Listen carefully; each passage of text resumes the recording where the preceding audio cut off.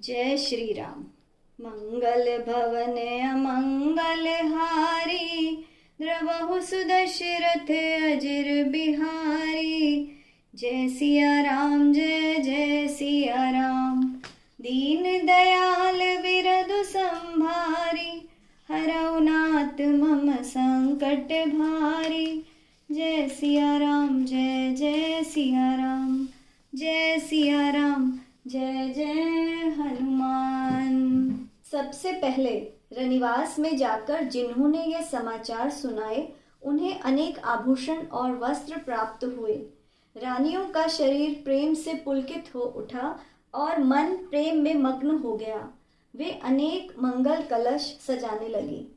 सुमित्रा जी ने मणियों के अनेक प्रकार के सुंदर और मनोहर चौक पूरे। आनंद में मगन हुई श्री रामचंद्र जी की माता कौशल्या जी ने ब्राह्मणों को बुलाकर दान दिए।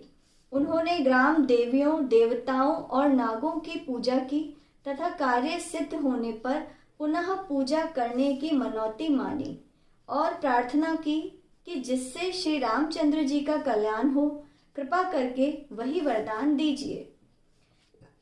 कोयल जैसी मीठी वाणी वाली, चंद्रमा के समान सुंदर मुख वाली और हरिण के बच्चे के समान नेत्रों वाली स्त्रियां मंगल गान करने लगी। श्री रामचंद्र जी के राज्याभिषेक का समाचार सुनकर सभी स्त्री पुरुष प्रसन्न हो उठे और विधाता को अपने अनुकूल समझकर मंगल साज सजाने लगे। तब राजा ने वशिष्ठ जी को बुलाया और शिक्षा देने के लिए श्री रामचंद्र जी के महल में भेजा। गुरु का आगमन सुनते ही श्री रघुनाथ जी ने दरवाजे पर आकर उनके चरणों में सिर नवाया। फिर आदर पूर्वक अर्घ्य देकर उन्हें घर में लाए और षोडशोपचार से पूजा करके उनका सम्मान किया। फिर सीता जी सहित उनके चरण स्पर्श किए और दोनों हाथों को जोड़कर बोले, यद्यपि सेवक के घर स्वामी का पधारना मंगल मूलक और अमंगलों का नाश करने वाला होता है, तथापि हे नाथ, दास को ही कार्य के लिए बुला भेजते, क्योंकि यही नीति है। परंतु प्रभु, आपने स्वयं यहाँ पधारकर जो स्नेह प्रदान किया, इससे आज यह घर पवित्र हो गया। हे गौसाई, अब जो आज्ञा हो मैं वह करूं। स्वामी की सेवा में ही सेवक का लाभ है।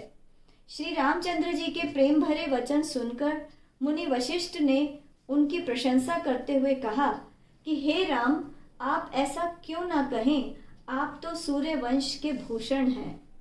श्री रामचंद्र जी के गुण, शील और स्वभाव का बखान कर मुनि प्रेम से पुलकित होकर बोले, हे रामचंद्र जी, राजा दशरथ ने राज्याभिषेक की तैयारी की है।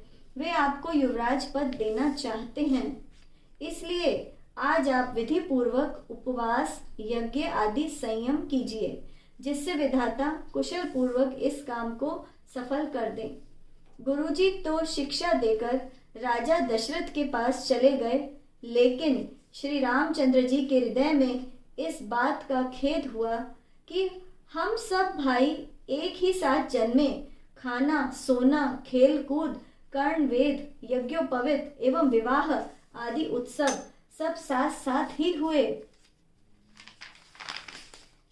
पर इस निर्मल वंश में यह एक अनुचित बात हो रही है कि और सब भाइयों को छोड़कर राज्याभिषेक एक मेरा ही हो रहा है। तुलसीदास जी कहते हैं कि श्री रामचंद्र जी का यह प्रेम पूर्ण पाश्चाताप भक्तों के मन की कुटिलता का हरण कर ले। उसी समय प्रेम और आनंद में मग्न लक्ष्मण जी आए। तब श्री रामचंद्र जी ने प्रिय वचन कहकर उनका सम्मान किया। अनेक प्रकार के बाजे बज रहे हैं। नगर के आनंद का तो वर्णन ही नहीं हो सकता। सब लोग भरत जी का आगमन मना रहे हैं और कह रहे हैं कि वे भी शीघ्र आकर राज्याभिषेक का उत्सव देखें। बाजार, रास्ते, घर, गली और चबूतरों पर यहाँ वहाँ स्त्री पुरुष आपस में यही कह रहे हैं कि कल वह शुभ लग्न कब है जब विधाता हमारी अभिलाषा पूरी करेंगे। जब सीता जी सहित श्री रामचंद्र जी स्वर्ण सिंहासन पर विराजेंगे और हमारी मनोकामना पूरी होगी। इधर तो सब यह कह रहे हैं कि कल कब होगा, उधर कुचक्री देवता विघ्न की सोच रहे हैं। उन्हें अवध के बधावे अच्छे नहीं लगते, जैसे चोर को चांदनी रात अच्छी नहीं लगती। सरस्वती जी को बुलाकर देवता विनय कर रहे हैं और बार बार उनके पैरों पर गिर रहे हैं। हे माता, हमारी विपत्ति को देखकर आज वही कीजिए जिससे श्री रामचंद्र जी राज्य को त्याग कर वन को चले जाएं और देवताओं के समस्त कार्य सिद्ध हों। देवताओं की विनती सुनकर सरस्वती जी खड़ी खड़ी पछता रही हैं कि मैं तो कमल वन के लिए हेमंत ऋतु की रात ले गई। उन्हें इस प्रकार पश्चाताप करते देखकर देवता फिर विनय करके कहने लगे, हे माता, इसमें आपको तनिक भी दोष नहीं लगेगा। श्री रघुनाथ जी को तो विषाद और हर्ष होता ही नहीं। आप तो श्री राम जी के प्रभाव को जानती हैं। जीव अपने कर्म वश ही सुख दुख का भागी होता है। अतः देवताओं के हित के लिए आप अयोध्या जाइए। देवताओं के बार बार चरण पकड़ने पर सरस्वती जी संकोच में पड़ गईं। तब वह यह विचार कर कि देवताओं का निवास तो ऊंचा है पर इनकी करनी नीची है, ये दूसरे का ऐश्वर्य नहीं देख सकते, वह चल दी। परंतु आगे के काम का विचार करके सरस्वती जी हृदय में हर्षित होकर अयोध्या जा पहुंची, मानो असह दुख देने वाली कोई ग्रह दशा आई हो। मंथरा नाम की कैकई की एक मंदबुद्धि दासी को अपयश की पिटारी बनाकर सरस्वती जी उसकी बुद्धि फेर कर चली गई। मंथरा ने देखा कि सारा नगर सजा हुआ है, सुंदर मंगलमय बधावे बज रहे हैं। उसने लोगों से पूछा कि ये कैसा उत्सव है। उनसे श्री रामचंद्र जी की राज तिलक की बात सुनते ही उसका हृदय जल उठा। वह दुर्बुद्धि दासी विचार करने लगी कि किस प्रकार से यह काम रात ही रात में बिगड़ जाए। मानो कोई दुष्टा भीलनी शहद का छत्ता लगा देखकर घात लगाए कि इसे किस प्रकार उखाड़ लूं। वह उदास होकर भरत जी की माता केकई के पास गई तो रानी केकई ने हंसकर बोली, तू उदास क्यों है? मंथरा ने कोई उत्तर नहीं दिया, केवल लंबी सांस लेती रही और त्रिया चरित्र करके आंसू बहाने लगी।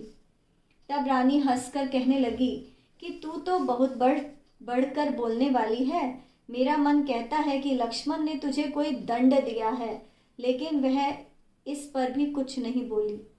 ऐसी लंबी सांस छोड़ती रही मानो कोई काली नागिन फुफकार रही हो। तब रानी ने डरकर पूछा, अरे बोलती क्यों नहीं? श्री रामचंद्र, राजा लक्ष्मण, भरत और शत्रुघ्न सब कुशल से तो हैं। यह सुनकर मंथरा के हृदय में बड़ी पीड़ा हुई। वह बोली, हे माई, हमें कोई क्यों दंड देगा और किसके बल पर मैं बढ़ चढ़कर बोलूंगी? राम को छोड़कर आज यहाँ किसकी कुशल है जिन्हें युवराज बनाया जा रहा है? आज कौशल्या को विधाता बहुत ही अनुकूल हुए हैं। उनका हृदय तो गर्व से फूला नहीं समा रहा। तुम स्वयं जाकर सब क्यों नहीं देख लेती, जिसे देखकर मेरा मन दुख रहा है। तुम्हारा पुत्र प्रदेश में है और तुम्हें कुछ परवाह ही नहीं। जानती हो, स्वामी हमारे वश में हैं। तुम्हें तो पलंग पर पड़े पड़े नींद लेना ही अच्छा लगता है। राजा की कपट भरी चतुराई तुम्हें दिखाई नहीं देती। मंथरा के वचन सुनकर, परंतु उसे मन की मैली जानकर रानी डांट कर बोली, बस अब चुप रह, घर फोड़ी कहीं की। जो फिर कभी ऐसा कहा तो तेरी जीभ निकलवा लूंगी। कानों, लंगड़ों और कुबड़ों को कुटिल और कुचाली जानना चाहिए, उनमें भी स्त्री और विशेषकर दासी। इतना कहकर भरत जी की माता कैकई मुस्कुरा दी। मंगल भवन अमंगल हारी, द्रवहु सुदशरथ अजिर बिहारी। जय सिया राम, जय जय सिया राम। दीन दयाल विरधु संभारी, हरौ नाथ मम संकट भारी। जय सिया राम, जय जय सिया राम, जय सिया राम, जय जय हनुमान, जय श्री राम।